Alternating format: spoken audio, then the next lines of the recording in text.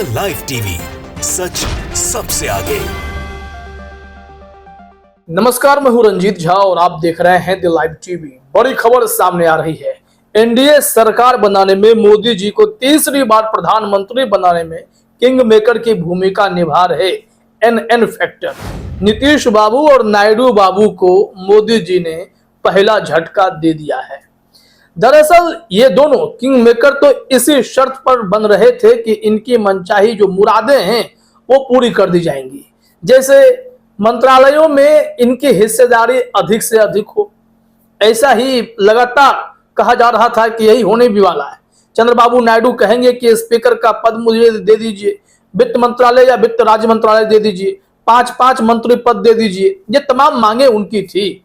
नीतीश बाबू भी यही चाह रहे थे कि उन्हें भी वित्त मंत्रालय मिल जाए, क्योंकि ईडी वाले इस खास मंत्रालय पर सबकी नजर है। ईडी किस तरीके से विपक्ष के नेताओं को परेशान करती रही है, ईडी जैसी जांच एजेंसियां, इनकम टैक्स जैसी जांच एजेंसियां कैसे काम करती हैं, कैसे सियासी फायदे के लिए जांच एजेंसियों का दुरुपयोग किया गया। इन सब के बाद इन दोनों गठबंधन के पार्टनर की इच्छा यही थी कि हम दोनों में से किसी के पास वित्त मंत्रालय बस चला जाए, केस शायद सलट जाएगा। ऐसी चर्चा खूब सियासी गलियारे में होने लगी थी। लेकिन मोदी जी ने इस वक्त जोर का झटका इन लोगों को दे दिया है। टीडीपी भी अब विकल्प नहीं है तो सहमत है। नीतीश बाबू तो पहले से अब सरेंडर की भूमिका में आ ही गए हैं। पैर तो छू करके यह बता देते हैं कि मोदी जी जो आप हैं आप ही हैं। अगर आप अविनाशी हैं तो आप ही अविनाशी हैं, भगवान भी आप ही हैं। जरा देखिए यह स्क्रीनशॉट हम आपको दिखा रहे हैं। यहाँ लिखा हुआ है, मोदी के शपथ ग्रहण से पहले बड़ी खबर। नरेंद्र मोदी के शपथ ग्रहण से पहले बड़ी खबर सामने आ रही है। सूत्रों के अनुसार सीसीएस यानी केंद्रीय मंत्रिमंडल की सुरक्षा संबंधी समिति वाले मंत्री पद से बीजेपी समझौता नहीं करेगी। सीसीएस वाले मंत्री पद बीजेपी अपने पास ही रखेगी। बीजेपी गृह, रक्षा, वित्त और विदेश मंत्रालय खुद रखेगी। अब यह रिपोर्ट अपने आप में बहुत बड़ी हो गई है कि बीजेपी ने क्लियर कर दिया, भाई बड़ी पार्टी तो हम हैं, आप हमारे सहयोगी हो, किंग मेकर हो तो क्या हुआ, हम ये खास मंत्रालय किसी और के हाथ जाने ही नहीं देंगे, क्योंकि ये पावर सेंटर है और इसी के सहारे तो विपक्ष को कंट्रोल करने की कोशिश बीते 10 सालों से मोदी सरकार ने खूब की है। फिर चाहे विपक्ष के नेताओं को तोड़ना हो, अपने वॉशिंग मशीन के जरिए उन्हें साफ सुथरा कराकर बीजेपी में शामिल करा लेना हो, जो नहीं माने उसे हेमंत सोरेन और अरविंद केजरीवाल या फिर मनीष सिसोदिया, सत्येंद्र जैन की तरह सलाखों के पीछे डाल देना है। ऐसे खूब घटनाएं आपने देखी हैं बीते 10 सालों में। लेकिन इस वक्त लगा था कि सरकार जो नई बन रही है उसमें एनडीए के अलायंस की भूमिका बहुत इंपॉर्टेंट है। लेकिन लग रहा है कि नीतीश कुमार हो या चंद्रबाबू नायडू, उनकी अहमियत इस वक्त जीतन राम मांझी, जयंत चौधरी या फिर अनुप्रिया पटेल जैसी ही है। 1-2 मंत्रालय से शायद संतोष करना पड़ेगा। कुछ रिपोर्टें मीडिया में अभी चल रही हैं, आधिकारिक तौर पर पुष्टि नहीं है। लेकिन इस मामले में ध्यान देने वाली बात यह है कि कुछ लिस्ट दिए जा रहे हैं। जनसत्ता पर एक रिपोर्ट है, फिर हम दैनिक भास्कर की भी रिपोर्ट आपके सामने रखेंगे। तो चलिए जरा देखिए अपने स्क्रीन पर जनसत्ता की रिपोर्ट क्या कहती है। फिर और भी वेबसाइट्स की खबरें हैं, थोड़े थोड़े हिस्से उससे भी निकालेंगे ताकि समझ में आ जाए कि मोदी सरकार की प्लानिंग है क्या। यहां जनसत्ता ने कहा है कि मोदी 3.0 मिनिस्टर्स, मोदी कैबिनेट के मंत्रियों की लिस्ट फाइनल, सूची में राजनाथ, गडकरी, जयंत समेत यह नाम शामिल। क्या कहा गया है जरा देखिए। यहां जानकारी दी गई है कि प्रधानमंत्री नरेंद्र मोदी के शपथ लेने से पहले मोदी कैबिनेट के संभावित मंत्रियों के पास फोन पहुंचने शुरू हो गए हैं। अभी तक आधिकारिक रूप से कोई बयान सामने नहीं आया। मीडिया रिपोर्ट के मुताबिक अनुप्रिया पटेल, जयंत चौधरी, जीतन राम मांझी को फोन से बताया गया है कि उन्हें कैबिनेट की शपथ लेनी है। वहीं सहयोगी दलों के संभावित मंत्रियों को भी फोन किया गया है। अब ऐसे में हर कोई खुश है, भाई सबकी हिस्सेदारी हो रही है। लेकिन हिस्सेदारी कितनी बड़ी है जरा पहले यह देखिए चंद्रबाबू नायडू की तरफ से क्या जानकारी मिली है। चंद्रबाबू नायडू की पार्टी टीडीपी ने अपने कोटे के मंत्रियों के नाम की घोषणा कर दी है।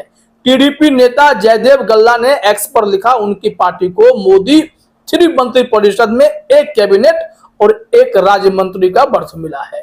3 बार के सांसद राम मोहन नायडू टीडीपी कोटे से नवगठित केंद्रीय मंत्रिमंडल में कैबिनेट मंत्री होंगे और पी चंद्रशेखर पेम्मासानी राज्य मंत्री होंगे।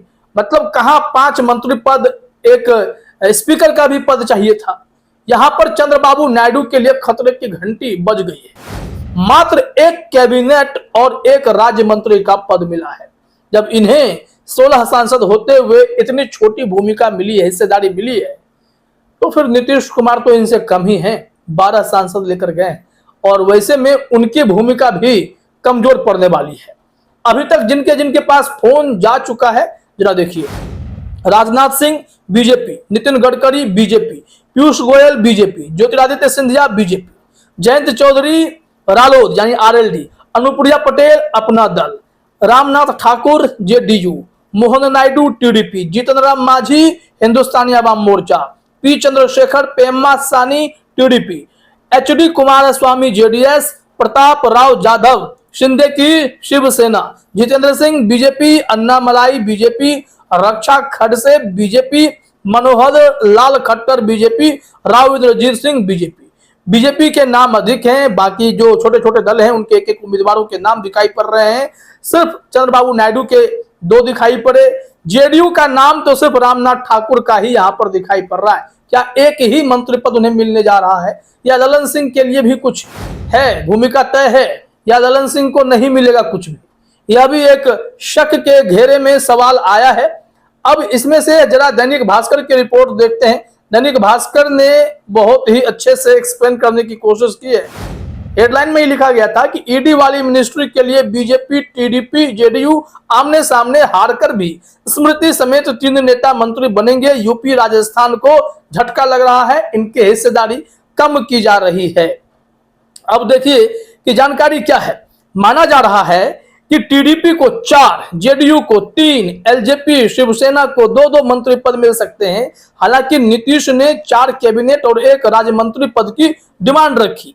खबरें हैं कि बीजेपी के बाद एनडीए की सबसे बड़ी पार्टी टीडीपी और जेडीयू स्पीकर के पद साथ वित्त मंत्रालय मांग रहे हैं। इसकी वजह है जांच एजेंसी ईडी वित्त मंत्रालय के तहत आती है। लेकिन यहां भी क्लियर है कि रक्षा, गृह, वित्त विभाग जो है, ये विदेश मंत्रालय भी ये बीजेपी अपने ही पास रखने वाली है। इससे यह क्लियर हो गया कि टीडीपी 4 मांग रही थी, मिल रहा 2, नीतीश कुमार मांग रहे हैं 4 + 1, मिल रहा 1। लेकिन भास्कर के हिसाब से ललन सिंह की गुंजाइश बन रही है। तो कुल मिलाकर स्थिति यह है कि बीजेपी ने इन लोगों को झटका देना शुरू कर दिया है और इस झटके को नीतीश कुमार या चंद्रबाबू नायडू कैसे एक्सेप्ट करेंगे? आने वाले समय में क्या कैबिनेट का विस्तार होगा तो इनकी भूमिका और बढ़ाई जाएगी, इनकी हिस्सेदारी बढ़ाई जाएगी, या फिर ऐसा ही प्रारूप चलेगा? कहा जा रहा है कि लगभग 40-45 सदस्यीय कैबिनेट ये लोग तैयार कर रहे हैं। बीजेपी वालों की सूची तो खूब है, लेकिन सहयोगी दल की भूमिका फिर से सिंबॉलिक ही नजर आ रही है। तो इंतजार कीजिए चंद्रबाबू नायडू और नीतीश कुमार के अगले कदम का। फिलहाल इस वीडियो में इतना ही। आप सभी का हमसे जुड़ने के लिए बहुत बहुत धन्यवाद। द लाइव टीवी, सच सबसे आगे।